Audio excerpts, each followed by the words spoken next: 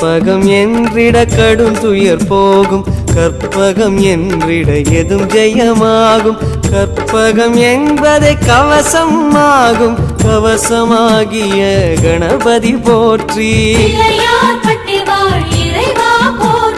காலம் மூன்றும் கணிப்பவன் நீயே, காப்பதும் கடமை கற்பக தருவே.